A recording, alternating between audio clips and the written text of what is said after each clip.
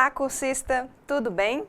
Estamos aqui para mais uma semana de estudos na nossa disciplina de Sistemas Operacionais. É um prazer estar aqui com você novamente e não custa lembrá-lo que ao final de toda a aula você deve fazer a leitura do caderno didático nos capítulos mencionados na sala virtual e também resolver os exercícios, as atividades práticas propostas, além de participar do fórum de discussão semanal, ok?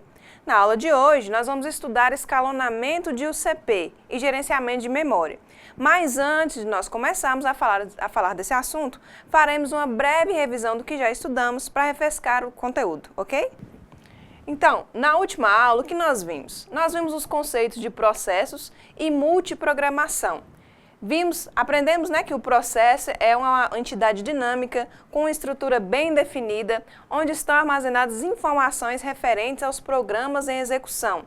É através do conceito de processo, nós aprendemos que o sistema operacional consegue gerenciar a execução dos processos e de múltiplos processos simultaneamente. E também nós aprendemos que o processo é a figura central da multiprogramação, o que torna possível a execução de múltiplos processos em sequência, aparentando execuções simultâneas. Nós vimos então, pessoal, que o processo é aquela entidade em que nós temos o bloco de controle de processo, nós temos o contexto de software, o contexto de hardware, todas aquelas informações referentes à execução de programas, ok? E a multiprogramação é justamente a troca de contexto, de todas aquelas atividades que tornam possível a multiprogramação, ou seja, a execução aparentemente simultânea de vários processos ao mesmo tempo no nosso ambiente do sistema operacional.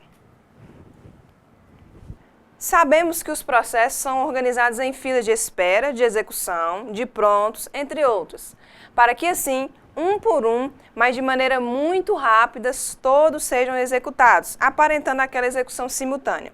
Mas para que a multiprogramação aconteça, o sistema operacional então ele precisa definir aqueles critérios para dizer qual processo será executado primeiramente, quanto tempo esse processo deverá ser executado e qual processo deverá ser executado em seguida, entre outras definições. Nós vamos falar um pouco mais sobre essas filas para que nós possamos entender melhor isso. Nós aprendemos desde pequenos, no jardim de infância, que não devemos furar fila, certo?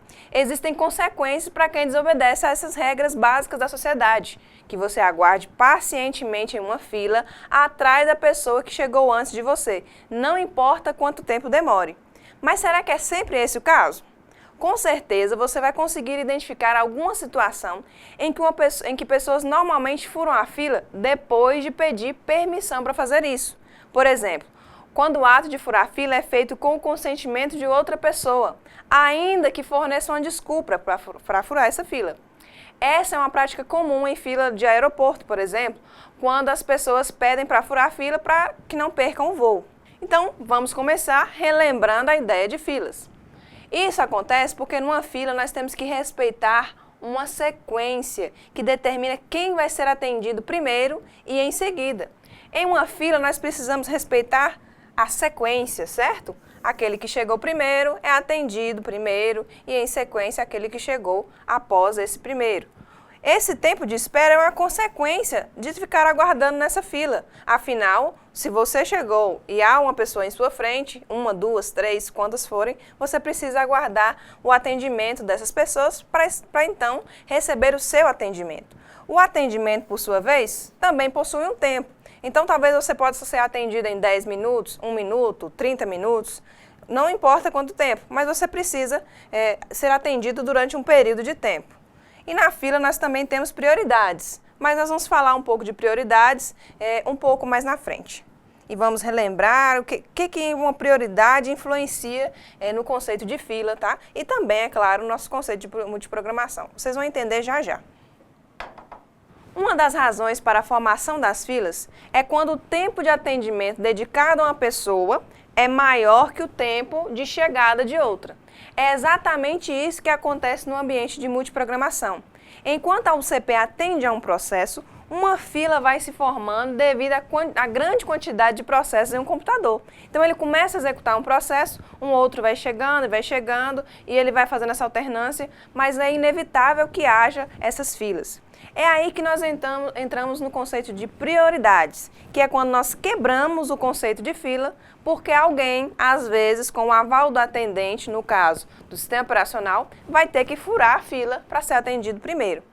As pessoas têm necessidades diferentes que resultam em diferentes tempos de atendimento, assim como os processos, que têm tamanhos variáveis, resultando em tempos de execução diferentes um do outro. Pessoas também não são iguais e devem receber um tratamento diferenciado na hora do atendimento, como um idoso, um portador de necessidades especiais ou uma gestante. Assim como as pessoas, os processos têm características diferentes e, se forem tratados da mesma maneira, alguns terão um ótimo desempenho, enquanto outros serão prejudicados. O responsável pela organização, controle e atribuição de prioridades no conceito de processos e multiprogramação, vocês conhecem ele, é o sistema operacional. É ele quem controla o tempo que a UCP vai dedicar a cada processo. Isso vai depender de quê? Do seu tipo, da função, do seu tamanho e diversas outras variáveis. Agora que você já está por dentro do assunto que nós vamos explorar nessa aula, nós vamos conceituar formalmente o gerenciamento da UCP. Nós já sabemos que o ambiente de multiprogramação com um único processador é necessário fazer uma escala de execução para que ele possa atender um a um aqueles processos que estão prontos para execução. Isso é o que chamamos de escalonamento da UCP. Então vamos ver a definição. Então vamos lá. O escalonamento de UCP é a base dos sistemas operacionais multiprogramados. A partir da redistribuição da UCP entre os processos, o sistema operacional pode tornar o computador mais produtivo. Mas aí você pode pensar, mas como o sistema operacional vai fazer isso? Como que ele vai escalonar? Como é que ele vai distribuir o tempo? Você já sabe que o sistema operacional também é um programa e, consequentemente, ele também tem processos para serem executados. Lembram disso? Para realizar esse tal de escalonamento, o sistema operacional também utiliza outros processos, são processos próprios para isso. E esses processos são carregados em uma área de memória protegida, que é chamada de núcleo do sistema operacional. E por que eles ficam protegidos? Porque nós sabemos que o sistema operacional é o programa mais importante do computador e é o mais importante que deve ser priorizado, que é executado pelo processador. Todos os processos que são relativos à execução do próprio sistema operacional, ou seja, aqueles que fazem o sistema operacional funcionar, certo? Eles são agrupados no núcleo do sistema operacional e os demais são agrupados na área de aplicativos. Nós vamos entender isso um pouco melhor. Então, aqui nós vamos observar nessa figura. O núcleo do sistema operacional tem 4 módulos básicos. E quais são eles? Vamos aqui observar. Este aqui é o módulo núcleo, certo? E quais são os 4 módulos principais? A gerência da UCP, onde nós vamos encontrar o escalonamento de processos, escalonamento de UCP. A gerência de memória, que já o nome próprio já diz, é como o processador vai gerenciar o espaço de memória, a quantidade de processos alocados em quais endereços de memória. Nós vamos estudar isso também ainda hoje, certo? A gerência de entrada e saída, quero lembrar para vocês que entrada e saída, que é esse E/S, é a mesma coisa do I/O, nós já falamos em alguma das nossas aulas. O I/O, I/O significa input e output, é a mesma coisa de entrada e saída. Então, se você vê, por exemplo, gerência de I/O ou de I/O, significa gerência de entrada e saída, ok? É apenas a sigla em inglês. E também temos a gerência do sistema de arquivos, que nós também já citamos na última aula, e nós vamos entender como que o sistema operacional faz a gerência de arquivos através dessa gerência, dessa subgerência, né, do sistema operacional.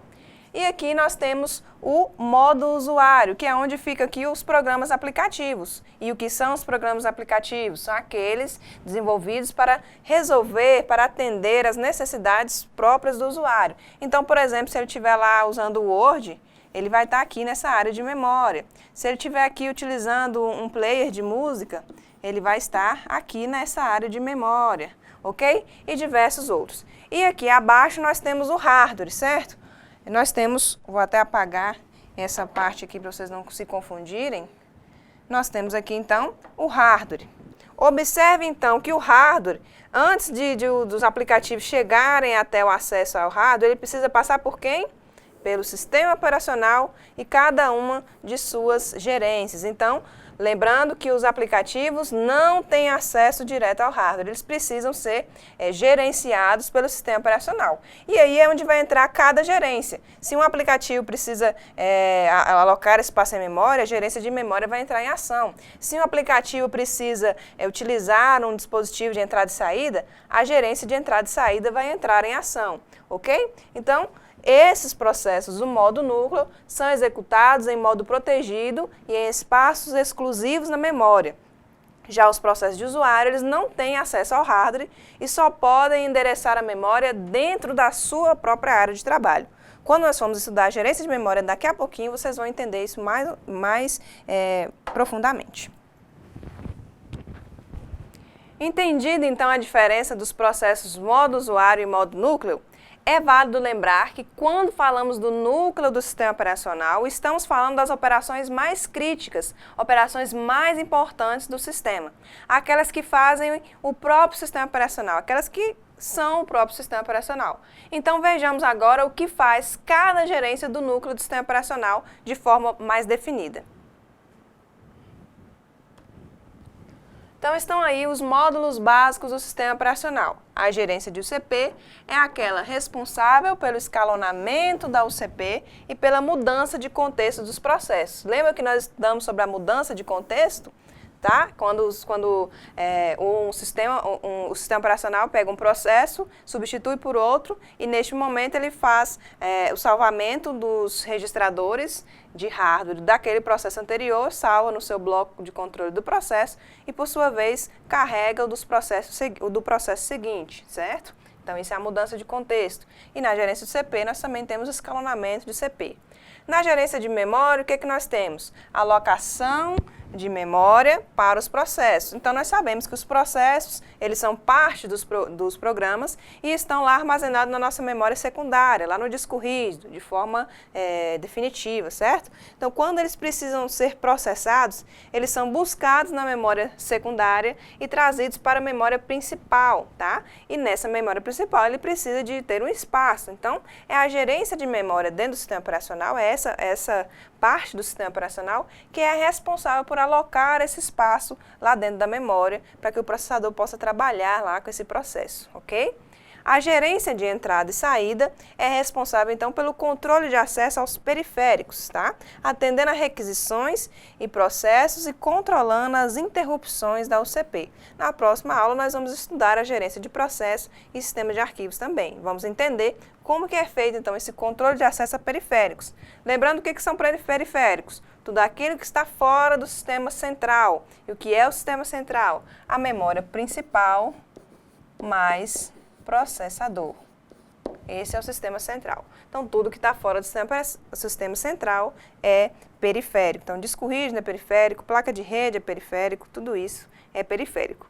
E o que mais? A gerência do sistema de arquivos. O que ela é responsável? Pela organização dos dados em arquivos e pastas, pelo controle de acesso e segurança. Essa parte de controle de acesso e segurança entra aquela parte de permissões.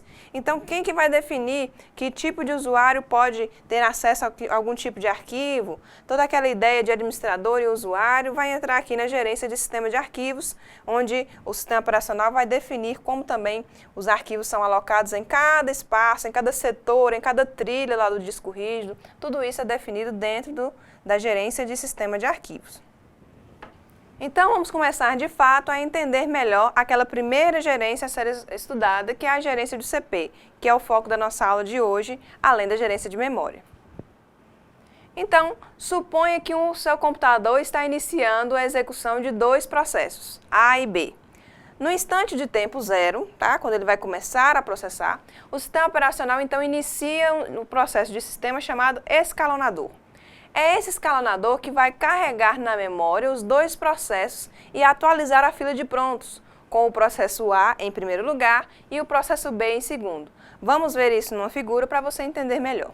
Então, temos aqui as duas faixas horizontais contínuas neste gráfico, elas representam os processos A e B, essas duas faixas aqui. Então, aqui é o processo A, aqui o processo B, tá? As áreas amarelas aqui, elas mostram o tempo de permanência dos processos na fila de pronto. Então, aqui eu vou representar com uma letra P, tá? Para você entender que é pronto. E aqui as áreas verdes vai ser em execução. Só um minuto. Em execução. E aqui também a área verde, área amarela, desculpa, é o pronto. E aqui em execução. O pincel não permite fazer exatamente uma letra E, mas creio que dê para entender aí onde é que é amarelo, onde é que é o verde, certo? Então, na áreas amarelas, ele está pronto. Na área verde, ele está em execução. Entre o instante de tempo 0 e o instante de tempo 10, os dois processos estão aonde? Na fila de prontos, tá? E eles estão aguardando a execução. Então, quando o processo está pronto, todas as informações necessárias já foram carregadas, ele está ali aguardando simplesmente o momento em que o processador possa processá-los, tenha o tempo livre para processar esses processos. Então, no instante 10, o escalonador vai entrar em ação. E o que ele vai fazer? Ele vai chamar um processo de sistema chamado despachante. Então, o escalonador vai entrar em ação. Ele já fez o carregamento desses processos na memória, tá? Então, temos aqui o escalonador, ele carrega na memória os dois processos e atualiza a fila de prontos com o processo A em primeiro e o B em segundo. Então, nesse instante aqui de tempo 10... o que o escalonador vai fazer? Ele vai chamar o despachante, que vai então passar o controle da UCP para um processo. É o despachante que muda o contexto do processo e alterna para o modo usuário. Então, o que é isso? Vamos entender. Então, nesse instante de tempo 10 aqui, nós vamos observar que aqui no processo A, há essa área rachurada aqui, essa área cinza aqui, tracejada. Então, nesse momento, o processo A, ele passa a estar em execução. Enquanto o processo B continua aqui na fila de prontos, certo? Então, ele continua aqui na fila de prontos, enquanto o processo A entrou em execução. Quando o processo, o escalonador chamou o despachante e pediu para que ele fizesse a passagem do controle da UCP para o processo A, nesse instante aqui, os processos estavam sendo executados, então, em modo núcleo, tá? Então, nesse instante aqui, ó, os processos foram executados em modo núcleo. A partir desse instante 10, então, o processo passa a ser executado em modo usuário. Por quê? Porque agora nós estamos executando o processo B aqui na área verde. A mesma coisa, então, vai acontecer no instante 20, em que o escalonador vai novamente chamar o despachante vai buscar aquele processo que está na fila de pronto, aguardando para ser executado, que no caso é quem? O processo B, certo? Então, nesse instante aqui, o processo A sai da execução e quem entra em execução é o processo B. Então, aqui, o processo A vai voltar aqui para a fila de prontos, porque ele vai ter um novo instante depois para ser executado, e o processo B vai entrar em execução. Então, nesse instante 20, os processos foram executados em modo núcleo. Por quê? Quem estava atuando aqui nesse momento? O escalonador e o despachante, que são processos próprios do sistema operacional, que são processos do modo núcleo.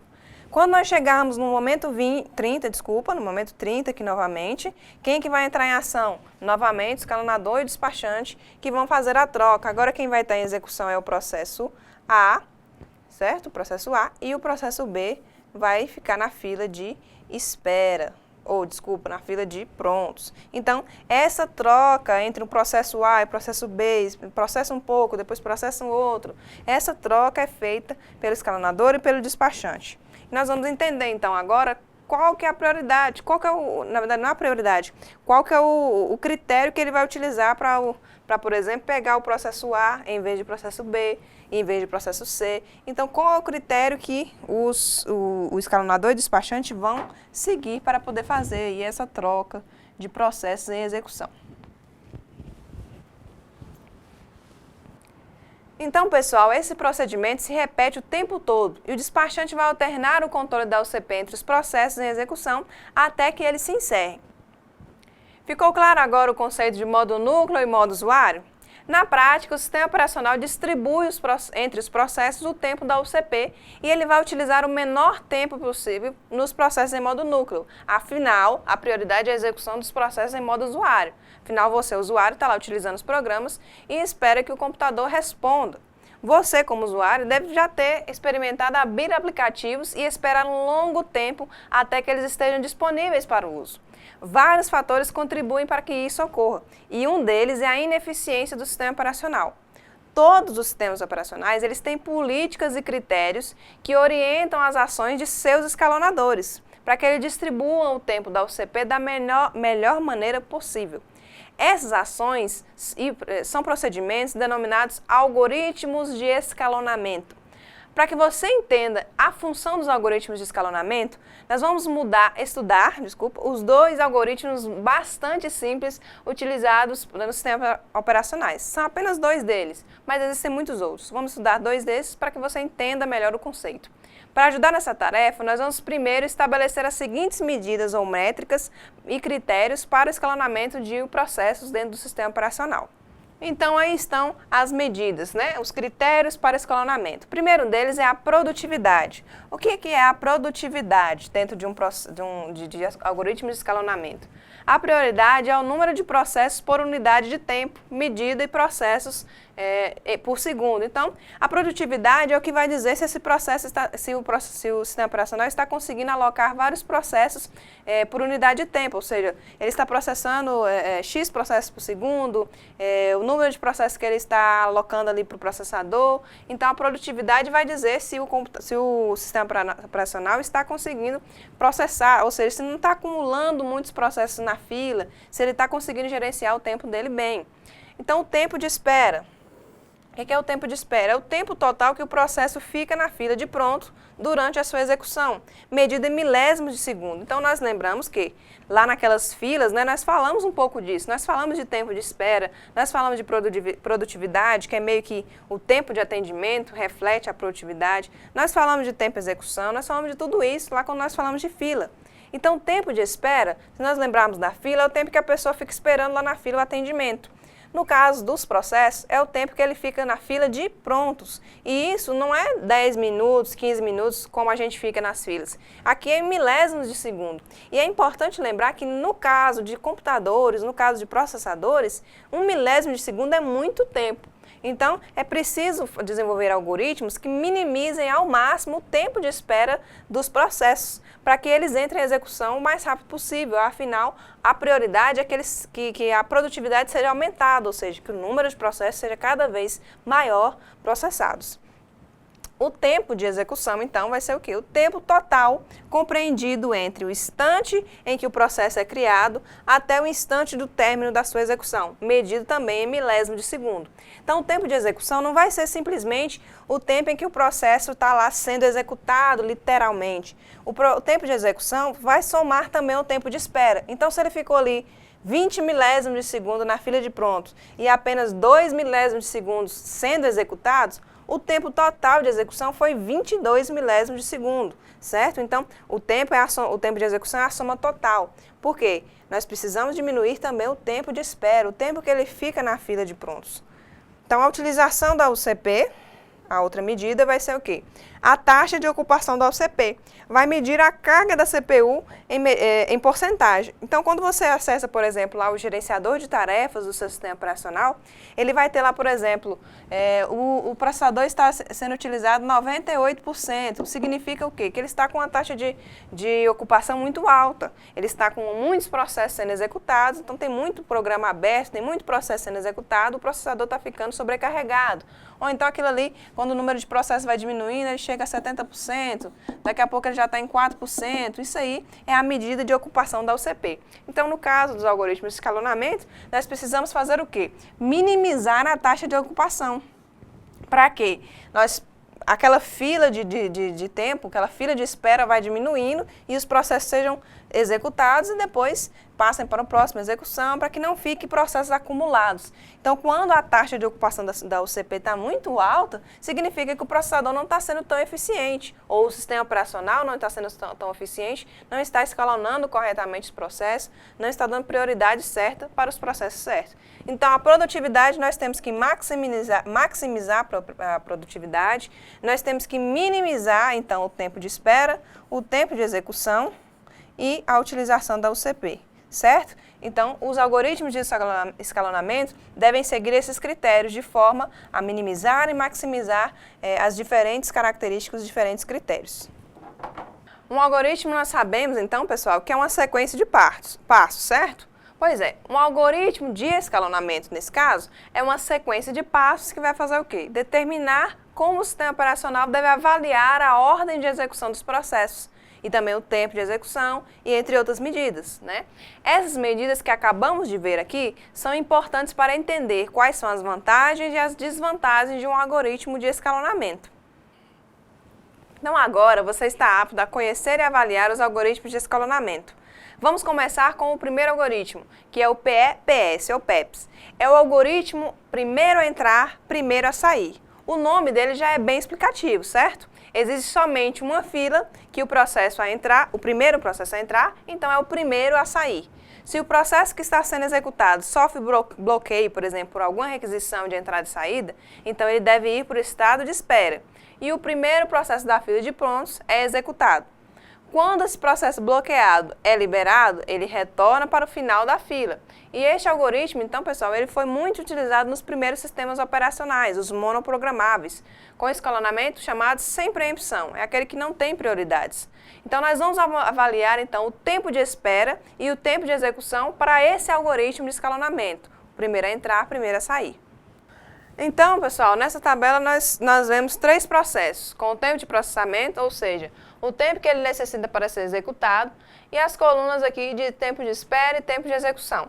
O tempo de espera é o tempo em que ele permanece na fila de pronto, aguardando a sua vez de ser executado, enquanto que o tempo de execução é o tempo total que ele passou, tanto na espera quanto na execução. Então, suponha que nós temos três processos na fila de pronto com os seguintes tempos de processamento. Então, o processo A, ele tem 20 milissegundos, o processo B tem 2 milissegundos e o processo C 5 milissegundos. Veja que, embora o processo B necessite apenas de 2 milissegundos para ser executado, então o tempo de execução de processamento que ele precisa é de 2 milissegundos, ele teve um tempo de espera de um tempo de execução de 22 milissegundos. Por quê? Porque ele ficou 20 segundos só esperando lá na fila de espera. Então, pessoal, isso é muito injusto, certo? Da mesma maneira, então, nós vemos que acontece com o processo C. Ele só precisa de 5 milissegundos para ser processado, mas o tempo total, a taxa de execução dele foi de 27 milissegundos. Isso porque ele ficou 22 segundos só esperando na fila de espera. Então, a soma do tempo de espera com o seu tempo de execução, 27, então, milissegundos, que foi a sua taxa de total de execução. Então, nesse algoritmo, primeiro a entrar, primeiro a sair, por os algoritmos serem organizados pela ordem de entrada, não importa qual o tempo de espera, não importa qual o tempo de processamento, eles irão sempre ser organizados pela ordem de chegada, pela sequência de chegada. Então, aqui o processo A, mesmo que ele seja o maior, ele foi executado primeiro, porque ele chegou primeiro que os demais, certo? Então, a média aqui do tempo de espera para esse processo, esse algoritmo de escalonamento, foi 14 milissegundos de espera. E a taxa de execução, ou seja, o tempo total, tanto do tempo de processamento quanto do tempo de execução, foi de 23 milissegundos. Então, se a gente fizesse o seguinte, porque essa é a lógica do algoritmo PEPS. Se a gente fizesse o seguinte, se a gente pegasse, então, os menores e colocasse na frente, talvez a gente teria alguma melhora aí no nosso tempo de processamento e no nosso tempo de execução. Vamos ver o que isso acontece. Na lógica do algoritmo PEPS, a execução acontece na ordem de chegada. Então, se a gente colocar os menores na frente, nós vamos ter um ganho na execução. Porque imagina se você fica na fila por horas e quando é atendido você não gasta nem 5 minutos. É um desgaste de espera bem desnecessário, dado que o seu atendimento era tão mínimo. Então, no nosso exemplo agora, nós vamos tentar mudar a ordem de entrada dos processos e refazer o cálculo, ou seja, colocar aqueles que são menores primeiro. Então, observe agora a diferença. Você viu? Trocando a ordem de execução, então aqui o menor vai ser o primeiro, então o processo B tem o menor tempo, ele foi executado primeiro. O processo C, o segundo menor tempo, foi executado em segundo. Então, nós alteramos a ordem de execução e os tempos ficaram excelentes. Afinal, nós temos agora um tempo de execução médio de 2,3 milissegundos e um tempo total de execução de 12 milissegundos. É muito melhor. Então, é essa a lógica de um outro algoritmo, chamado de algoritmo o menor primeiro. É um outro tipo de escalonamento. O que ele faz? Ele seleciona para execução o processo que tiver um menor tempo de processamento. Mas aí onde entra o problema disso? O problema deste algoritmo é porque ele precisa estimar, então, o tempo de processamento de cada processo que entra na fila.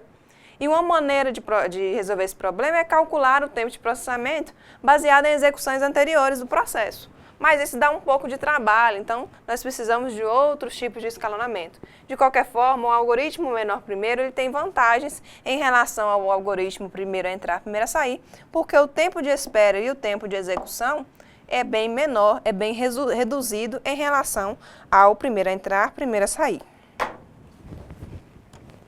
Então, um outro algoritmo de escalonamento muito conhecido é o algoritmo por alternância circular. Neste algoritmo, que é também conhecido por algoritmo round robin, é quando o escalonador ele vai dedicar um tempo fixo denominado quanto. Então, esse tempo denominado quanto é fixado para execução.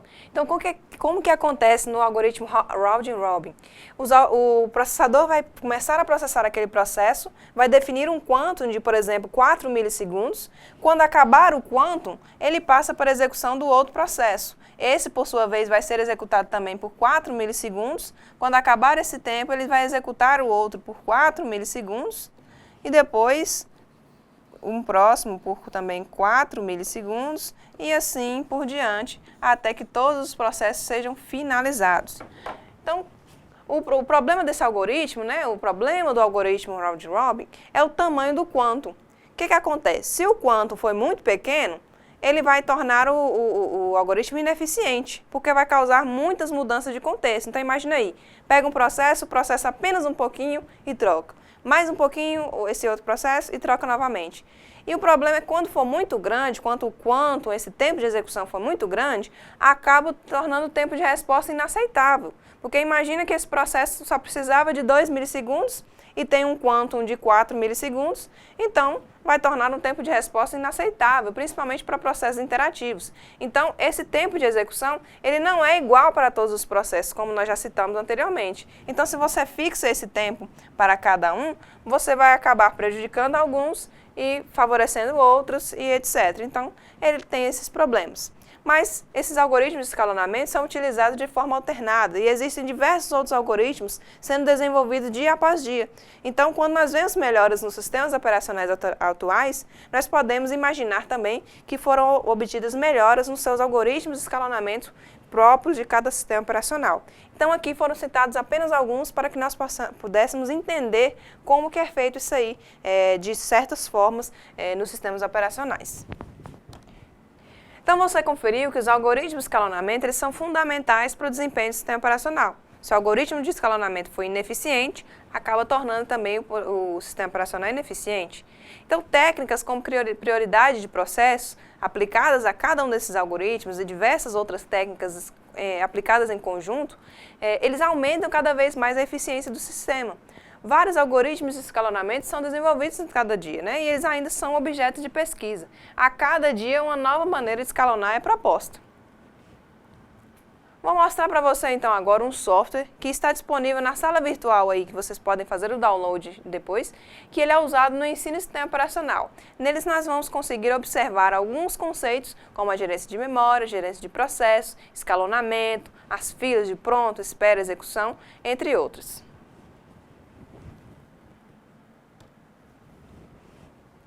Então, esse software ele é chamado de SOSIM, ou Simulador de sistemas operacionais. O que o SOSIM faz? Ele vai simular esse ambiente de multiprogramação, vai simular como o sistema operacional funciona. Quando o SOSIM é executado, ele exibe essas 4 janelas principais aqui. Quais são essas 4 janelas? O console do SOSIM, a gerência de processos, a gerência do processador e a gerência de memória. São essas 4 janelas que aparecem quando ele é iniciado. Essa outra aqui, a gerência a criação de processos, ela é aberta quando nós clicamos aqui nesse botão de criação. E eu vou te dar um exemplo quando é que isso acontece. Então, como é que funciona o SOSIM? Aqui na janela de console, nós podemos observar o tempo de execução de todos os processos, a quantidade de processos executados, a quantidade de memória livre, tá bom? Aqui na janela gerência de processos, nós vemos que tem 3 processos aqui em execução, tá? E estão em diferentes cores, verde, vermelho e amarelo. E aqui na gerência de processos nós temos algumas informações sobre os processos. Tem a prioridade, o estado, o tempo de UCP, a quantidade de quadros ou frames, tá? Então aqui observe aqui esse estado, que foi o que nós estudamos na última aula. Aqui alguns processos eles estão no estado de pronto e alguns no estado de espera, porque eles estão em operação de entrada e saída, tá? Olha aqui o I/O aqui aparecendo, tá vendo? O I/O é a entrada e saída, só que aqui no caso, tá? Input e output, tá? O I e o O. Então é a mesma coisa de entrada e saída, tá bom? Deixa eu apagar também isso aqui, não vai precisar aqui pra gente. Então a gerência de processador aqui embaixo, esse quadro, o que ele vai mostrar? Ele vai mostrar os processos que estão sendo executados ou que estão na fila de pronto. Então, tá vendo aqui que o processo verde aqui, ó, estava na fila de pronto, o processo amarelo também na fila de pronto? Olha ele aqui na fila de prontos, olha aqui. O verde e o amarelo estão na fila de pronto, enquanto que o processo vermelho aqui, que está tá no I/O, né, na fila de espera, está fazendo um processo de entrada e saída, ele está aqui bloqueado, está suspenso, porque ele está fazendo uma operação de entrada e saída. Professora, por que fica bloqueado? Por que fica suspenso? Não estou entendendo isso. Calma, que na próxima aula nós vamos entender como é que funciona a gerência de entrada e saída e vamos entender que os processos eles precisam estar bloqueados para poder fazer a operação de entrada e saída.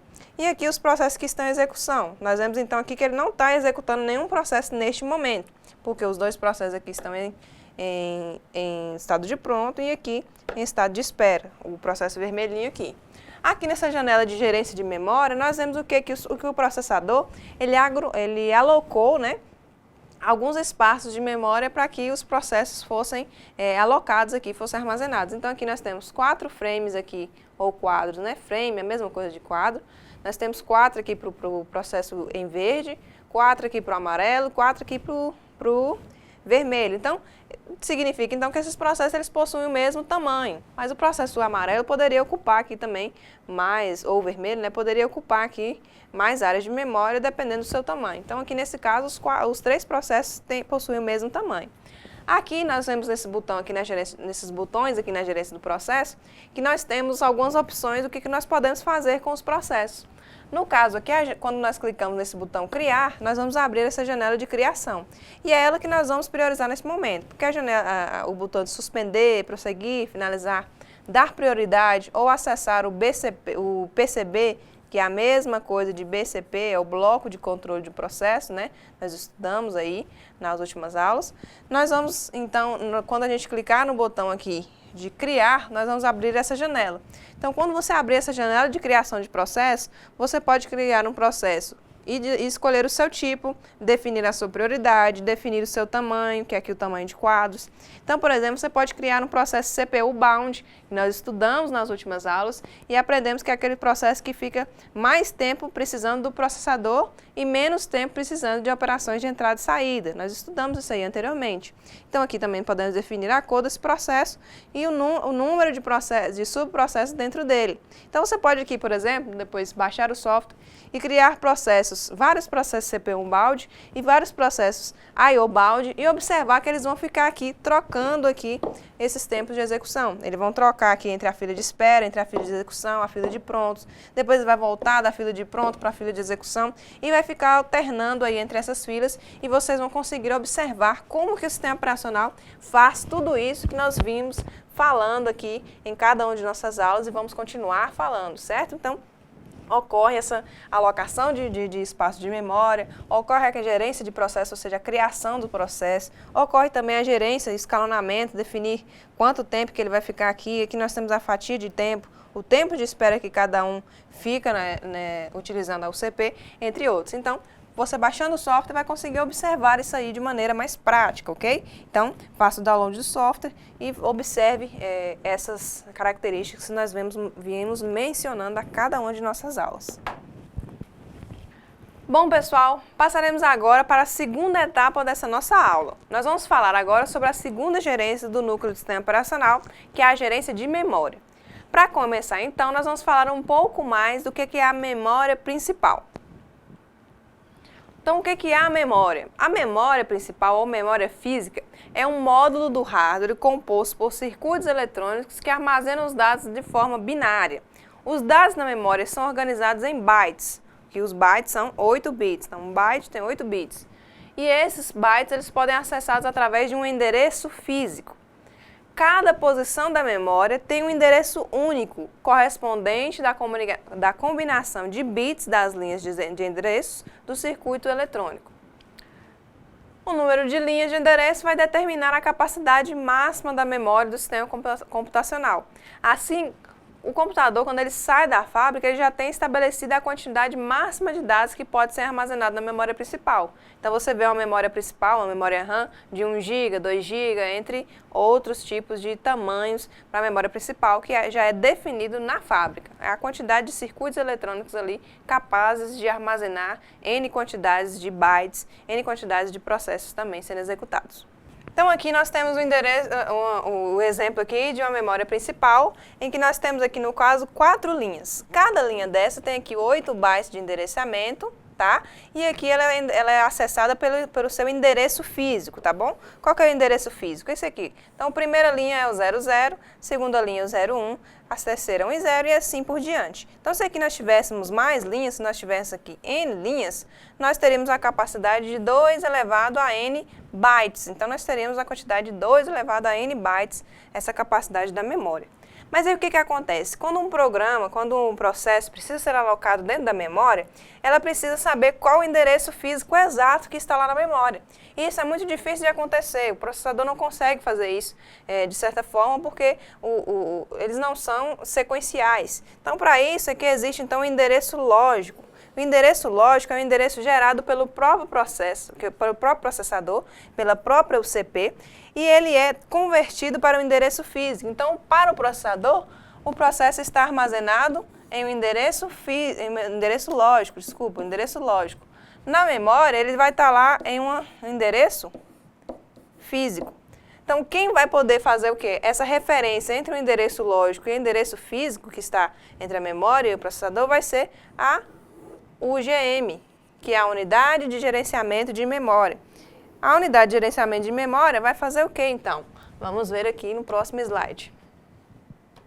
A Unidade de Gerenciamento de Memória vai fazer, então, vai fazer a tradução do endereço lógico, que é gerado pela UCP, vai, então, referenciar no registrador lá, por exemplo, o registrador 6200, que é o registrador da UGM, e vai gerar, então, o endereço físico correspondente na memória. Como que ele faz isso? Ele faz como se fosse uma soma. Então, se, por exemplo, nós temos o registrador, que é o 6200, e esse endereço lógico é o 300, então ele vai fazer a soma 6.200 com 300 e vai resultar no endereço lógico 6.500. Então, é assim que ele faz a tradução, que a UGM, a Unidade de Gerenciamento de Memória, vai fazer a tradução entre endereço lógico e endereço físico. É válido ressaltar, então, que o endereço lógico é aquele endereço correspondente ao processo lá dentro do processador. E o endereço físico é onde ele está lá nos circuitos eletrônicos, né? Aqueles circuitos eletrônicos que fazem parte da memória. Qual é o endereço físico que é correspondente lá dentro da memória, o endereço físico desse processo em execução. Pessoal, entendido então como funciona o endereçamento da memória principal, a função da UGM, a Unidade de Gerenciamento de Memória, e quais são as funções dos endereços lógicos e físicos? Ok, então. Agora nós vamos estudar então como que são as técnicas de alocação de memória, utilizadas para determinar a forma como o sistema operacional vai dividir o espaço da memória. Então, a primeira delas é a alocação contígua. Na alocação contígua, né, era mais utilizada nos sistemas monoprogramáveis. Nós vamos entender o porquê. Na alocação contígua, ele vai ter aquela área protegida para o sistema operacional, onde são executados os processos no modo núcleo, os processos protegidos, que são referentes ao sistema operacional. E nós temos, então, uma área seguida, uma área contígua para armazenamento de um processo. Então, aqui nós temos apenas um processo aqui sendo executado. Isso aqui é tranquilo, porque com só um processo de execução, nós conseguimos facilmente alocar o espaço de memória para ele. E aí o espaço que sobrasse aqui, nós ficaríamos livres. O problema é o seguinte, é que na alocação contígua, se nós tivermos aqui, por exemplo, 10 bytes para esse processo e 2 bytes aqui de sobra, nós não aproveitaríamos essa área livre ficaria subutilizada, porque nós não poderíamos alocar um outro processo aqui, por causa da alocação contígua, alocação em sequência nos endereços de memória. Mas aquela situação ali, ela só ocorre nos sistemas monoprogramáveis, onde a alocação de memória ela é bastante simples, porque nós só temos um processo de execução. Então, ali aquela área livre ela não seria utilizada, porque nós só temos um processo sendo executado. O sistema operacional é normalmente carregado na parte baixa e o restante do espaço é ocupado pelo processo. Caso o tamanho do processo seja maior do que o tamanho disponível na memória, ele não vai ser carregado. Nos sistemas multiprogramáveis, a necessidade de alocar memória para vários processos obrigou os projetistas a dividir a memória para poder alocar mais processos. Aí, então, começaram-se a utilizar a técnica de particionamento de memória. Os primeiros sistemas utilizavam partições fixas, ou seja, dividiam a memória em vários pedacinhos. Essas partições elas eram configuradas na inicialização do sistema. Aí os processos eram distribuídos de acordo com o tamanho da partição imediatamente maior, ou seja, processos pequenos seriam em partições pequenas e os maiores em partições maiores.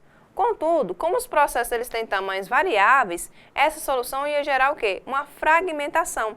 Isso significa que as áreas livres dentro das partições não eram utilizadas, tornando o uso da memória ineficiente. Então, aqui no caso, nós temos, por exemplo, partição 1, 2 e 3, a partição, por exemplo, com tamanho 4, a partição 2 e 3 com tamanho 2 e 2. Se nós tivéssemos, por exemplo, um processo aqui com tamanho 2, outro processo aqui com tamanho 2, mas esse outro processo também fosse tamanho 2, nós vemos aqui que essa partição de tamanho 4 teria metade do seu espaço sobrando, porque o processo P3 aqui ocupou apenas 2 espaços dessa memória. Então, esse espaço livre aqui, ele ficaria inutilizado, porque as partições eram fixas, e isso nós não poderíamos dividir a partição, porque ela foi determinada na inicialização do sistema operacional. Isso gera, então, fragmentação, que são esses espaços vazios entre uma partição e outra que são inutilizados. Não podem ser utilizados por um outro processo que chegasse aqui, um processo P4. Mesmo que tivesse tamanho 2, não poderia utilizar esse espaço aqui. Então, para resolver esses problemas, esses buracos deixados pela fragmentação da memória, uma nova técnica foi proposta, que é a paginação de memória. Nós vamos estudar ela agora. Então, a paginação de memória é uma técnica de gerenciamento de memória que não necessita de espaços contíguos de memória para carregar os seus processos. Na prática, um processo ele pode estar espalhado na memória, dividido em vários pedaços que não estarão necessariamente juntos. Para entender como funciona a paginação, nós vamos conceituar 2 tipos de memória. Nós temos a memória lógica, que é o espaço onde nós temos o espaço de endereçamento lógico, composto pelos endereços gerados pela UCP e temos também a memória física, que é o espaço de endereçamento físico composto pelas posições reais. Então, na memória lógica, nós temos os endereços lógicos e na memória física, os endereços físicos. A memória lógica, então, ela é dividida em páginas, enquanto que a memória física é dividida em quadros. Na memória lógica, que são os endereços gerados pela UCP, nós temos as páginas, por exemplo, página 0, página 1, e aqui nós temos na memória física os quadros. Então, essa página 0, por exemplo, ela vai referenciar algum quadro lá na memória física, enquanto que a página 1 vai referenciar um outro quadro na memória física. Então, dessa maneira, a memória lógica ela faz uma ligação com a memória física. E para isso nós conseguimos então aproveitar espaços mesmo que estejam separados. Esses dois processos aqui, essas duas páginas, desculpa, nas páginas 0 e 1, podem ser referentes ao mesmo processo, mas nós vemos aqui que na memória física eles estão localizados em posições diferentes. E não tem nenhum problema, porque eles são referenciados aqui na memória lógica de forma não necessariamente contígua. Então, pessoal, nós vimos aí que os quadros eles são referentes à memória física, são circuitos eletrônicos ali onde os processos estão armazenados. E a memória lógica são aqueles endereços gerados pela UCP que são apenas referenciados pelo processador. Eles possuem essa interconexão e fazem a referência através da unidade de gerenciamento de memória. Depois de entender o que são páginas e quadros, considere então a seguinte situação. Se um processo tem 10 páginas, quantos quadros ele deve ter disponíveis na memória para que ele seja carregado? Se você chegou à conclusão de que ele precisa de 10 páginas para ser carregado na memória, se existirem no mínimo 10 quadros disponíveis, você está absolutamente certo. Então, se ele precisa de 5 quadros, ele vai precisar de 5 páginas. Se ele tem 3 páginas, ele vai precisar de 3 quadros. Precisa ser um tamanho equivalente. Agora pense o seguinte, manter a maior quantidade de processos em execução é o objetivo principal da multiprogramação. Porém, à medida que o número de processos aumenta, o espaço de memória física diminui e, eventualmente, ele vai se esgotar. A técnica de paginação cria uma imagem de memória contígua, por mais que ela não seja efetivamente contígua. Isso facilita o endereçamento feito pelo processo, mas exige que o processo inteiro seja retirado da memória secundária e levado para a memória principal para que ele seja executado. Resumindo, eles não resolvem, por exemplo, se acontecer a falta de espaço na memória física, se ela se tornar cheia. Isso, então, é solucionado pela memória virtual. Você já sabe que um programa precisa ser carregado na memória para ser executado. Mas será que é preciso que o programa inteiro, incluindo o código principal, as suas subrotinas, a estrutura de dados e demais módulos sejam carregados? Não, não precisa. Na realidade, somente uma parte que está sendo executada naquele momento é que precisa estar na memória. Assim, é possível manter as partes do processo que não estão sendo executadas na memória, elas podem ficar lá guardadas na memória secundária, na memória de massa ou disco rígido. E aí nós vamos carregar na memória principal apenas os processos, apenas aquela parte do programa que precisa ser processado naquele momento. Veja só então a definição de memória virtual.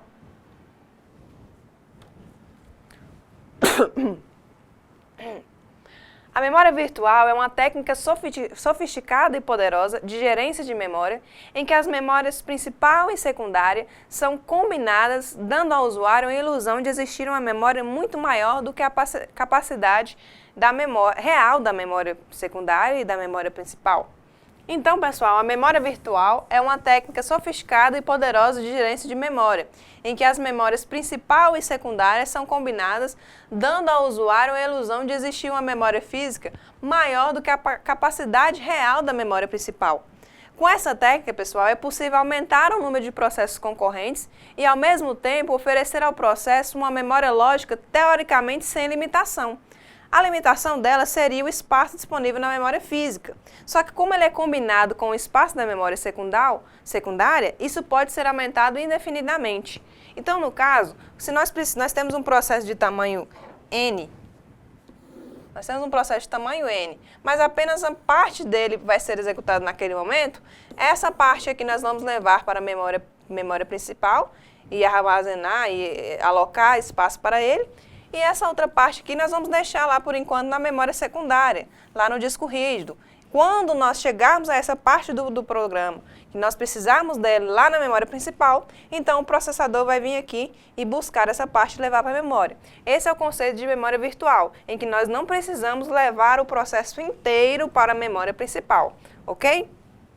Então, pessoal, o conceito da memória virtual é justamente isso, é aumentar um pouquinho o tamanho da memória principal, de forma que os processos não precisem ser inteiramente levados para a memória principal naquele momento. Assim, nós conseguimos aumentar a eficiência e a quantidade de processos a serem executados na memória principal naquele momento, ok? Então, pessoal, na aula de hoje nós vimos que os processos, nós estudamos que os processos podem ocorrer em modo núcleo e modo usuário, sendo o modo núcleo aqueles processos referentes ao sistema operacional e às suas gerências, e também o modo usuário, onde nós temos os processos aplicativos referentes aos programas de usuário. Estudamos então a gerência de UCP, onde nós vimos os escalonamentos, os algoritmos de escalonamento de UCP e seus critérios de alternância de processo, e vimos também a chamada gerência de memória, onde aprendemos que os processos precisam ser armazenados na memória para serem executados pelo processador. E para que isso seja feito da melhor maneira, da maneira mais eficaz, várias técnicas de alocação de memória foram desenvolvidas. Então, pessoal, hoje nós ficamos por aqui. Fiquem em paz, uma boa semana a todos, façam os exercícios, as atividades práticas, a leitura do caderno e todas as demais orientações dadas na sala virtual. Então, até a próxima aula.